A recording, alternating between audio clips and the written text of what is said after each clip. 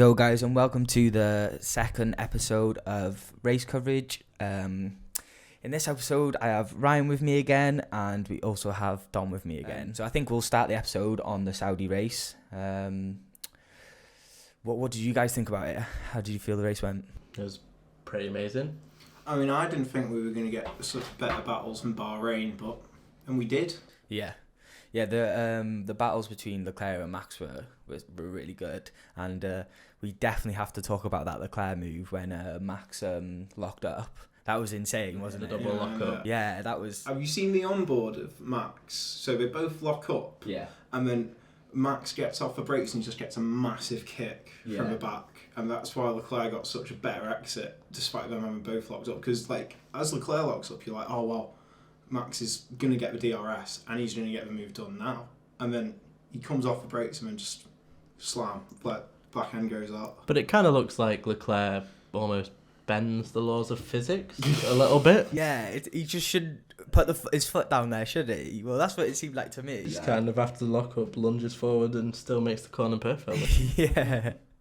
But yeah, that was some good driving, and something I did want cover in this episode is how do you two, in my eyes, it looks like Max actually respects Leclerc a lot more than he does Hamilton, in the sense of this seems like the biggest rivalry, should I say, this season. So far, I know we only had 2 races, but they seem to enjoy the race where... I think there was a perception of lack of respect between Max and Hamilton because it escalated to such a point. Every point before Britain, before Silverstone when they crashed into each other, which isn't something we're going to go into, it was really respectful. They still show. It was more the teams and the media coverage that blew it all out of proportion. So by the time we got into the second half of the series, it was just Drive to Survive fodder, where everybody's going mental about every little thing. But that's how title races develop and go normally. So I still think we're going to get to a point where it's going to turn nasty at some point. I think it's a when, not an if. Because the media have a lot of control in that sense, don't they? They can create that sort of toxic rivalry where, as far as these 2 races have gone, they seem to have enjoyed the battle that they've... No, definitely. I mean, they've been racing together for a long time. They raced a lot earlier than Max and Hamilton did, so they're not exactly new rivals, even though it's a new rivalry. And it was fairly nasty in 2019 after Austria, because obviously Max passed him on the last lap, and then had that amazing battle at Silverstone where it was just every lap they were going for it, and the only reason it ended really was because Vettel rear-ended Verstappen. And then even later on in the race, even later on in the season rather, we get to Japan, second corner of Japan, Leclerc just shows Verstappen the door and just pushes him out onto the grass. So there is that history there, but like Hamilton and Verstappen, there was still always that respect. It's just that respect at times get overridden by what they're going for, which is trying to beat each other, trying to be better than each other. And the F1 mentality facilitates it turning nasty anyway. So it's kind of all roads lead to that direction. Yeah, and it will be it'll be interesting to see how Leclerc manages it, because we've not seen him in a position where he's had to get nasty. But it'll be interesting to see if he does break character, because he's very cool and collected so far. I think we could see a bit more respect between the teams as well, because Red Bull has come out and said it's a different vibe racing against Ferrari, and I don't really think Horner's going to get that personality clash with Binotto, because Binotto and Wolff are completely different characters. I don't think we're going to see a repeat of that.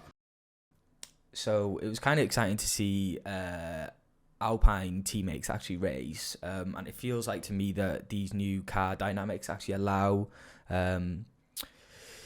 people to actually race, because I feel like before there'd be a lot of problems with teams racing, for example, dirty tyres, bringing the tyres down. And how do you feel about that? It was kind of excited to see them going at it. The issues are still there with you battling teammates. It's never ideal, regardless of tyres and everything. You simply do lose time by battling, because you're not focusing on smashing out the laps. But having said that, it is definitely less detrimental, and I think we will see some more team battling. I thought Alonso was going into the wall when they were going out straight, so I was convinced he was going number one. But in that situation, like, Bottas gave an interview afterwards, and he said he saw the Alpines battling up front and in front of him, and he was delighted because A, they're falling into his clutches, and B, they're losing times with front runners where Bottas can get past them and just, pick them off with the DRS. So it didn't make sense from my perspective, considering it was marginal which one's faster. Just let one go. And with the benefit of hindsight, let's say history repeats itself, they let Alonso go. He's going to DNF anyway. Ocon gets that place back, later on in the race anyway. What, is there anything else in the Saudi race that happened that was exciting? Albon's time. Oh yeah, his puncture when he went into Stroll. The front right suspension just disintegrates the second it hits the side of the Aston Martin. Yeah. Like, Stroll spins and then you get to see the fully exposed, it's like hanging down. It just slams into the side of it. It was very ambitious. I mean, it's still pretty depressing to see how bad Williams are. That's the blunt analysis of it. I was showing Ryan the super times from the last two races. Williams is still miles behind. Yeah. Like, what have they been doing over the winter? Yeah. But it's not like they had a 2021 or a 2020 to worry about. And then compared to Haas, Magnussen scored points again this week. And Schumacher got into Q3 even after not setting a second lap because he had an airplane crash. Yeah. It would suggest it's all in the engine, would it not? No. That Ferrari engine is demonstrably better than the Mercedes engine at this point. But it seems like, they're just a boat, they're not, they're draggy on the straights and then no downforce in the corners. They were, like they have been since 2018. What did you make of when all the cars were basically exploding towards the end? There was a moment where those two happened in succession and we thought, oh God. There was 6 DNFs altogether. Oh yeah, there was, yeah. I mean, that reliability is a fact of life, isn't it? But it's so weird that essentially Ricciardo and Alonso came to a dead stop, exactly the same spot. It was worrying. It was it was a blockade for Hamilton as well. Yeah. Did you see the Hamilton situation? I didn't know. So he obviously stayed out on hards for basically most of the race. So that virtual safety car comes out. He's coming out of the last corner, and it's a bit unclear. F1 seems to want you to think that he got the message after he passes the pit lane. Yeah. But seemingly, it's up in the air whether he did or he didn't. But Mercedes knew that the pit lane was going to be closed because there's a blockade of cars there, like an impromptu chicane there. So they call Hamilton in, but he already goes past it. So if he pitted then and not 3 laps later under green flag running, he would have came out ahead of Ocon on fresh mediums as well.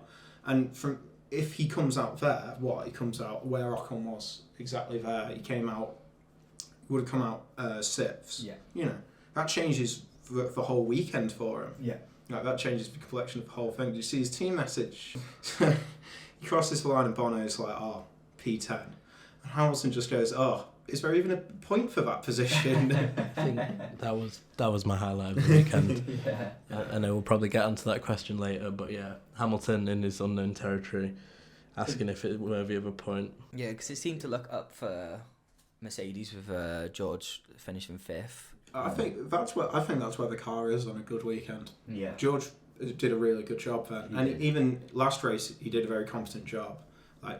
Quali Mercedes have admitted was their fault because they screwed up the instructions for Russell's warm-up lap before his last run in quali last race. But this race, it's what we expect to see from Russell, and if that Mercedes was up to the job, him and Hamilton would definitely be up there with Max and Charles.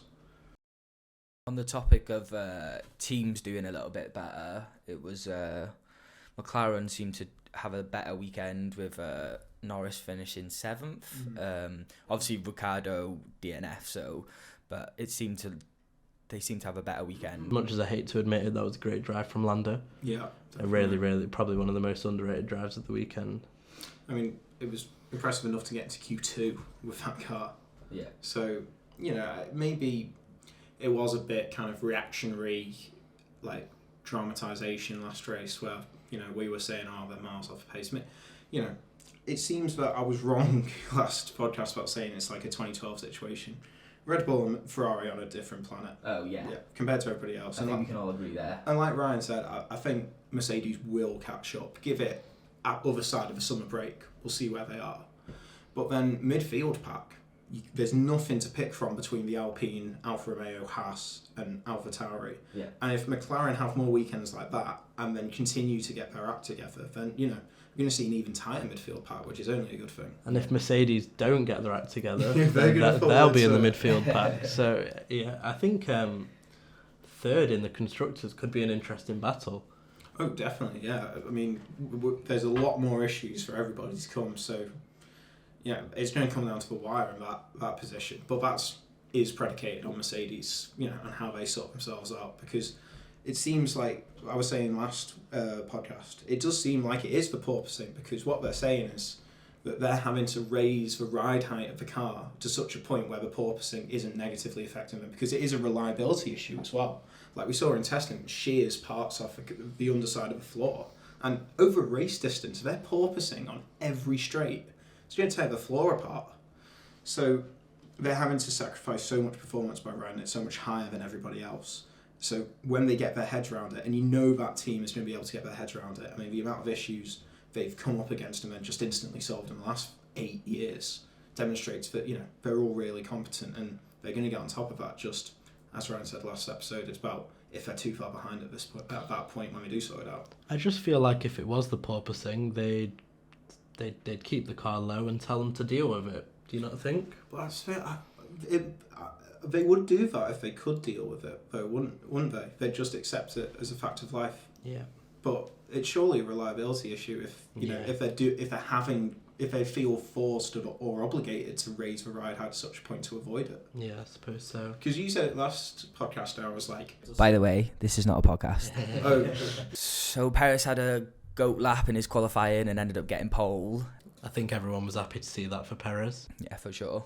And it kind of seemed that he was going to go on and do it, and then he had the unfortunate situation of the safety car. I know a lot of people in their race predictions had Perez top, and I never saw him win it. It was his maiden pole. Yeah. That was a lap. Sorry to interrupt you, but that was a lap of the gods. Yeah. Leclerc posted that time, and I was like, fair enough, no beating that.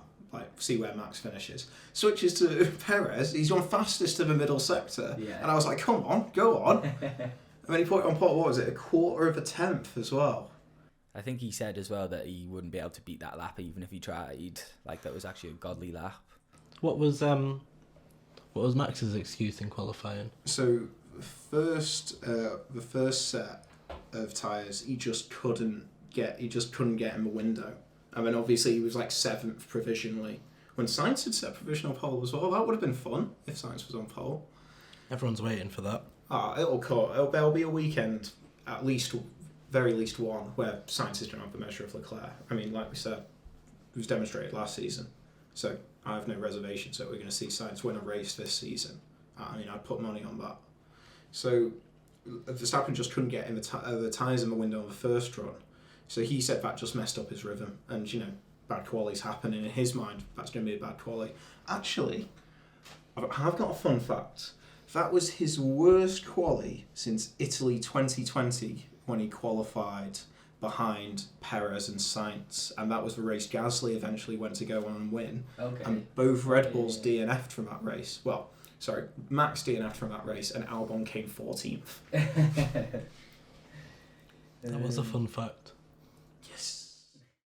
Do we really want to talk about Haas again? We wanked Haas off so much last episode.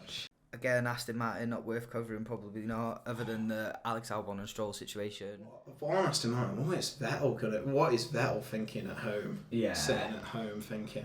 It'll be interesting to see if Vettel can extract any performance out of that car. Surely he just wants to go back to doing those lectures at primary school where they make beehives for sustainability or something else, not coming back to this.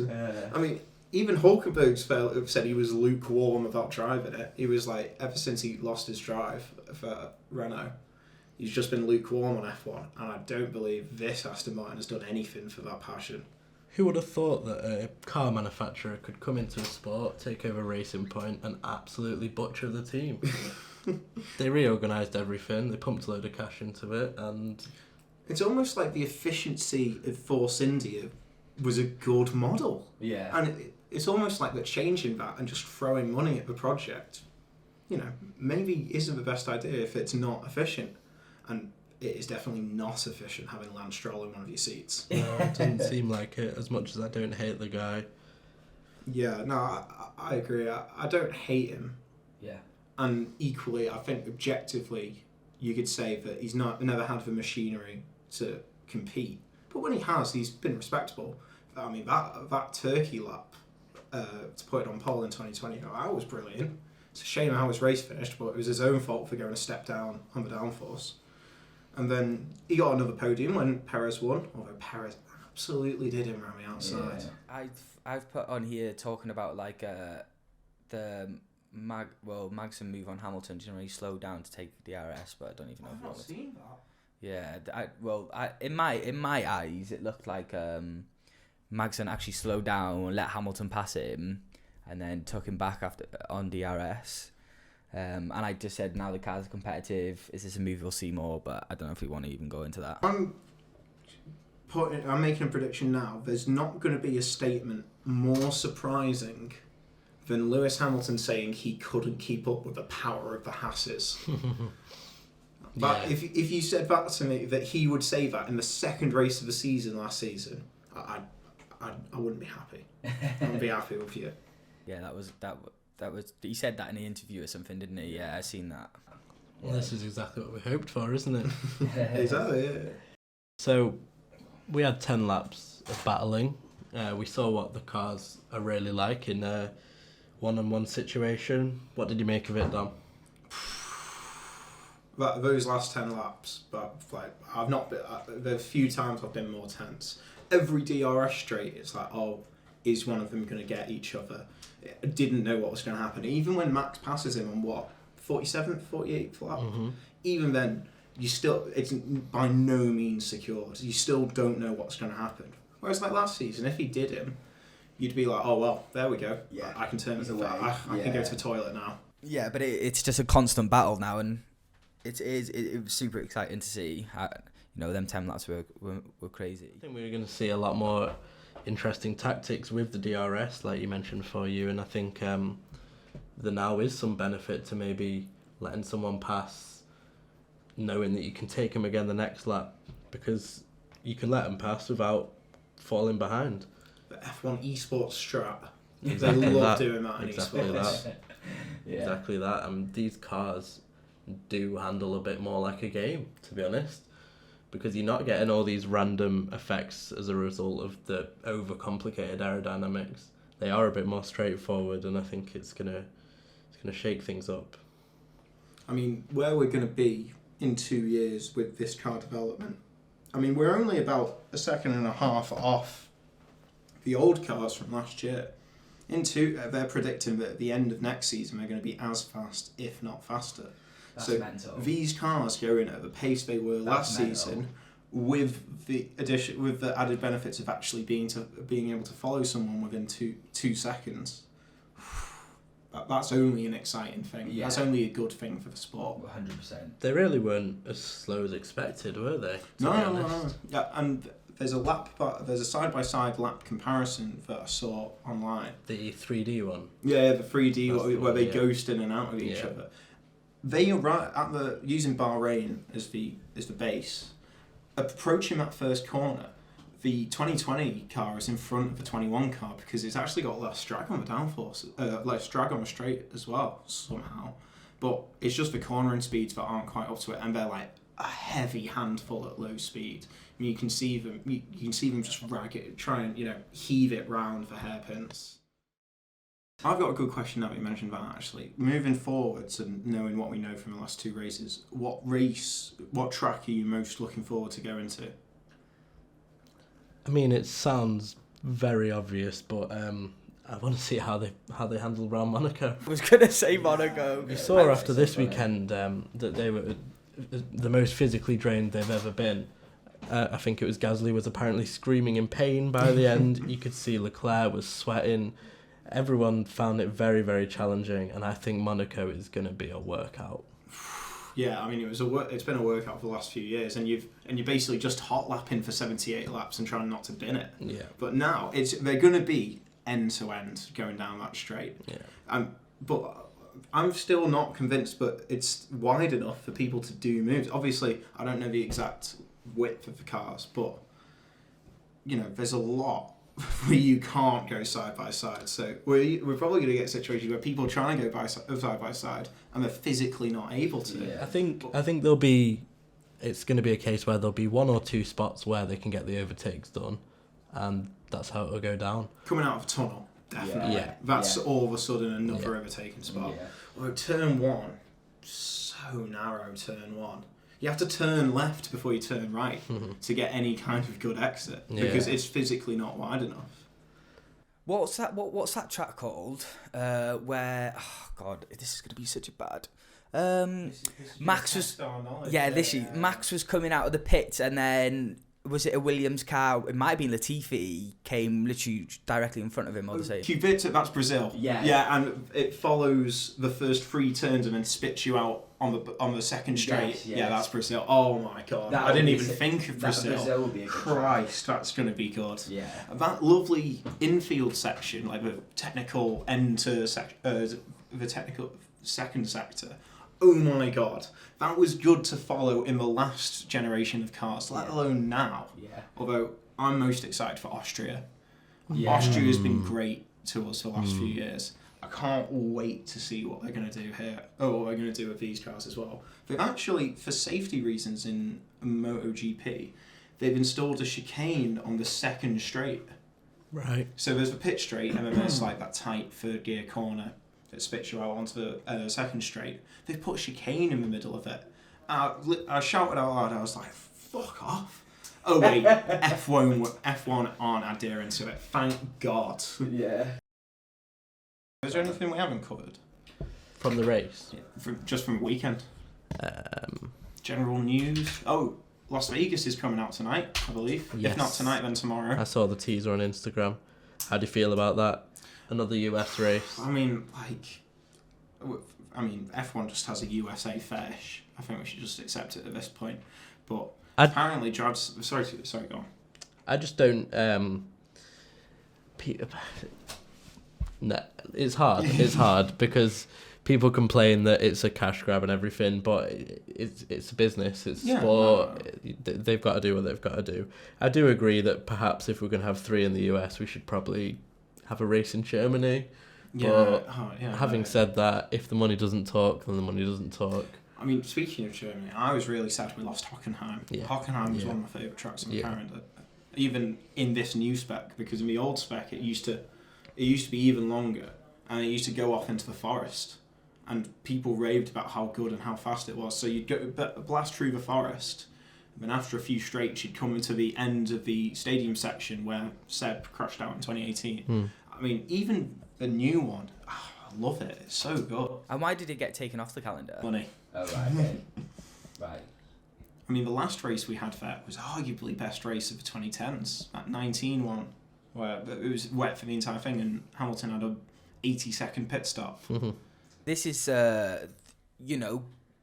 taken out to America. I'm guessing, it's more exposure for the sport as well. And I think a good question I'd actually like to ask you both. I'm semi new to F1, say 2 years. Not even that. Like I am very semi new. How do you two feel with being F1 fans for quite a while? Of what Drive to Survive has actually done for the sport? Let's have a Drive to Survive conversation.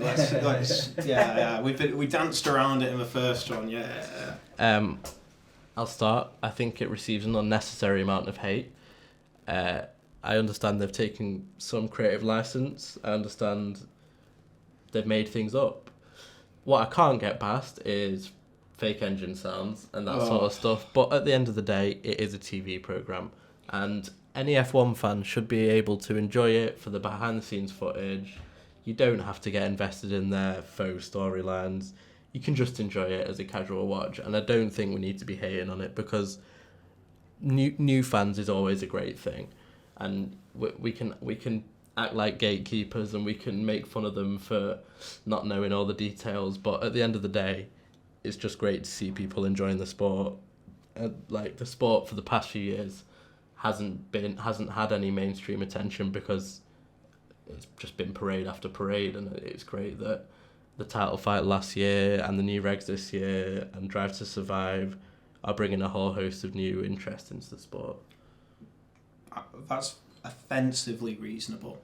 I mean, like, even Series 3 did a lot for the sport. I mean, I went out, this is just anecdotal, but I went out in Leeds before Abu Dhabi, and just, I've never experienced it. Like, when I first got into the sport, no one would chat to me about it. Everybody would be like, what do you mean F1?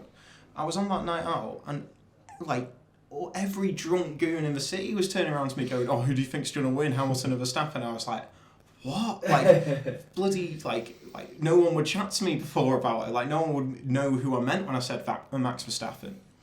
And Ryan does I am unfortunately included in Ryan's assessment, because first thing I said to him after I watched it, I was like, oh, well, actually, Valtteri Bottas won the sprint race in Italy, not Daniel Ricciardo, even though Daniel Ricciardo vicariously inherited pole position because Bottas was sent to the back of the grid. It's a great entry level, it's a great introduction. It's like F1 101. It's like, look at all these guys, look at all these cool characters, look at all these, interesting storylines. But what I do take issue with, it gets to a point where, like, there's creative license and then there's, like, fabrication, for lack of a better word. And it's not rife in Series 4, but it's little things. Like, it started in Series 3 where they have a whole episode where they try and make out, like, Sainz and Norris hate each other. Yeah, that one was the worst offence. And it's a shame. Yeah. It's a shame they resorted to that, but for me that doesn't write off the programme. Oh, no. That's completely fair. I think the take that I have on the programme is, obviously, it's so good for someone coming new to the sport and watching, very good. But what when me and Dom, we was chatting and you were saying that when you first come across F1, you were, like, excited for a new sport to watch. And I feel like this is what Drive to Survive has brought to me, in the sense of, like, it's brought me, like, seeing it on Netflix. Ryan recommended me to watch it before I actually got into F1, and it was like, I was so excited to, like, finally have this new sport that I could watch every weekend or every 2 weeks. And yeah, I think for actual recognition of the sport, I think it's done pretty well. Biggest gripe I have, though, and even in the grand scheme of things, it's fairly minor. It's out of context radio messages. Because, like, obviously, I'm obviously going to be like that. Like, I watch every race, and I can't change who I am. but they'll play radio messages I know aren't from that incident. They used the same Yuki one 2 or 3 times, didn't they? I think this season. Yeah. This is shit. Yeah. Well, they used in both Series 3 and Series 4. They used the team radio from when Vettel crashed into Leclerc when he was like, "Mein Gott, muss das sein?" They used it like 3 times in one episode. It was like, okay, well, that's a bit silly. And as Ryan said, like, they're going down a straight, someone's locked in a battle. I mean, you just hear shifting down. So when they're in 8th gear, you're like, oh yeah, fair enough. You're like, oh great. Melbourne. Ryan, we'll go with you first. Let's go on to predictions now for the next race. This is something that we'll come back to every episode to predict what's going to happen in the next race. So we'll cover Australia, Melbourne. What's your predictions? I'm just pulling up the track layout on my laptop. The new track layout. I seen in Leclerc's interview, he talked about the changes and he was excited. Oh, was it Bottas's? One of the two in their interview spoke about how they were excited to race Australia because of the new changes. I think my answer for you is going to be the same every episode we do. Ferrari 1-2. No, it'll be interesting. I think Mercedes might pull something out. I don't know. It's hard to say. It's too early. I think we'll see a lot of what we've already seen already. And yeah, I don't know. I can't really say any more. I'm going to go for a completely different approach. In every episode, I'm going to suggest a completely wild prediction. And if you throw enough shit, it'll stick at some point. So Yeah. I'm going to say, well, this isn't even about outlandish, but Sainz versus Perez for a win. Right. Ooh, okay. Once we get past 6 races, every prediction is going to be going to be Verstappen Leclerc contact. And they both crash out because they both turn into each other. both deny the DNS, DRS, so they can crash into each other. I think I'm literally just going off hype for Saudi, but I'm going to predict it's probably going to be a Max and Leclerc 2-1, 1-2, whatever thing, but I think we're going to see an Alpine up there. 1, 2 or 3. Alonso looked really strong in that car, and if they get a good qualifying, I think they could do well. So we've got an L plan. We've got the Ferrari master plan, and then what's your prediction, Don? The plan B. Plan B. There was one question from Swally about the actual project, if you want to answer that. Yeah.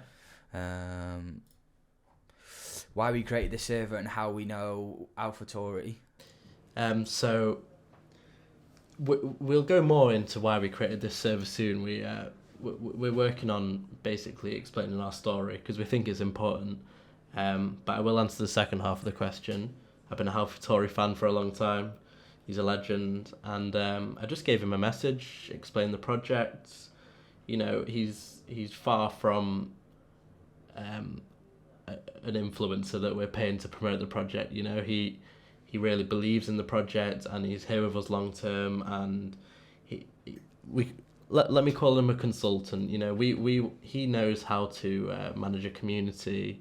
He knows what you guys like, and it's really important to have people like him on board who are very involved in the F1 community, who know how to keep things exciting. And he's excited about our project. We're excited about working with him, and you guys like having him here. So we hope to do a lot more with him in future. You know, he's here long term with us, and we're glad he's brought so many of you to us. Definitely, yeah. It's been excited having him on the project and exposing us to the F1 fans that we wanted. And he's a super nice guy. I've chatted to him, and he's super excited about the project just as much as we are. And we're super happy to have him on board. And maybe, hopefully, we can get him on an episode where we can ask him a few questions and stuff. I'm sure you guys would all love to chat to him. So, you know, even if he's not up for a podcast, maybe a Q&A at some point, just let us know. Let us know what you want to see. So we have Casino, which is going to be launching very soon. We've made some great progress on it. We have a couple of games ready that we think you're going to like. We released our qualifying roadmap a few weeks ago, and we're ticking everything off. You guys have been using all the features, and we've had a few prizes given out now. You know, it's really nice to see everyone interacting, yeah. It's great. Oh yeah. I don't know how many of you have seen it, but we've put something new in the sneak peeks, which is exciting towards the project. A little 3D development of a car. I won't go into it too much, but there will be another little sneak peek coming out soon. And if you have a poke about the Discord, you might be able to work out what it's for. Yeah, it's one of our longer term plans. Yeah. It's not something that we're going to be going into loads of detail on right now, but there's dots there to be connected. So again, if you made it this far, thank you very much for listening. We really appreciate you. Feel free to let us know if you loved it, if you hated it, what we should do differently, and I'll see you guys in chat.